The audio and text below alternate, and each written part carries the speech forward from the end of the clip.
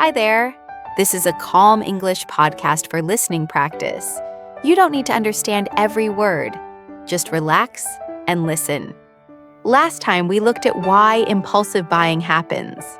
If this is your first time here, impulsive buying means buying something suddenly, without planning, driven more by emotion than logic.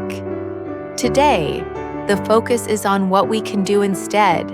There are 8 simple tips to help reduce impulsive buying. You can simply listen and reflect along with me.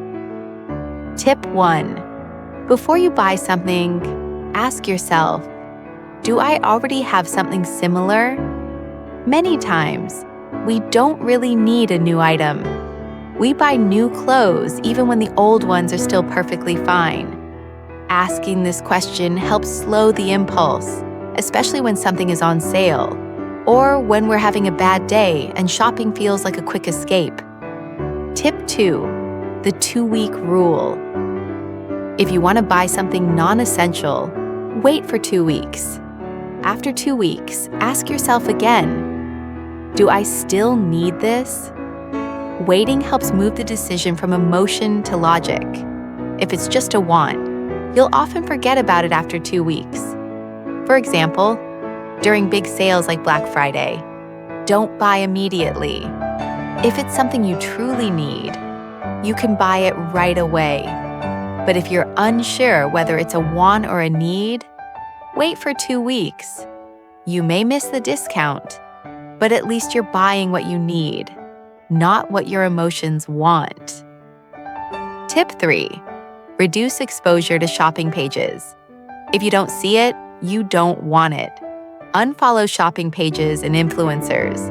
Remove shopping apps from your phone. Less exposure means fewer impulses. Tip 4. Convert the price into working hours.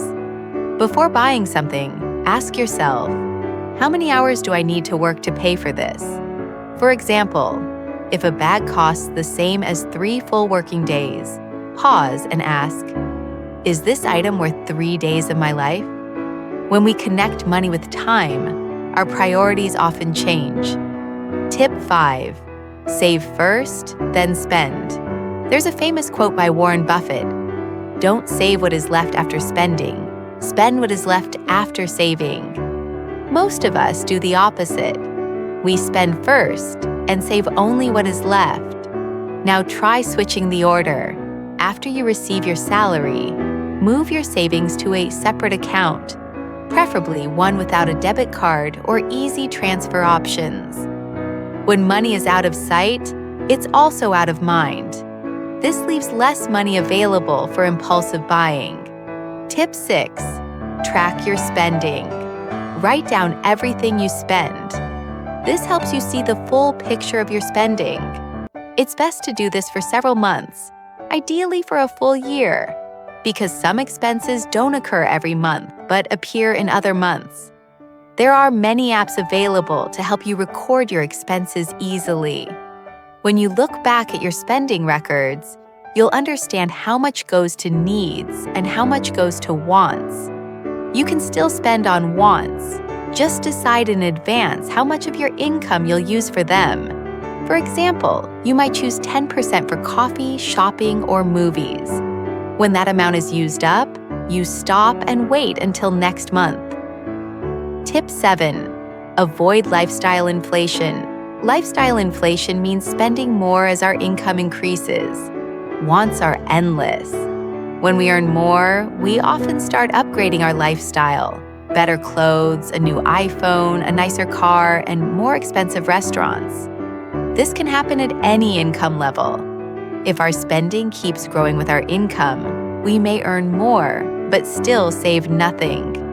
When your income increases, try to keep your old lifestyle. Let your savings grow, not your expenses.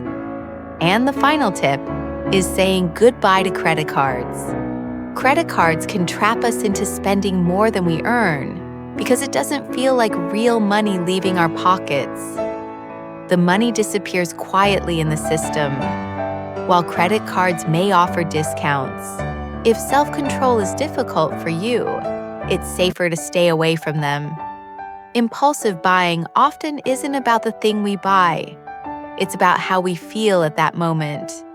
When you slow down and give yourself some space, you allow logic to step in. Little by little, that pause helps you move from a spender to a saver. You don't need to stop buying everything.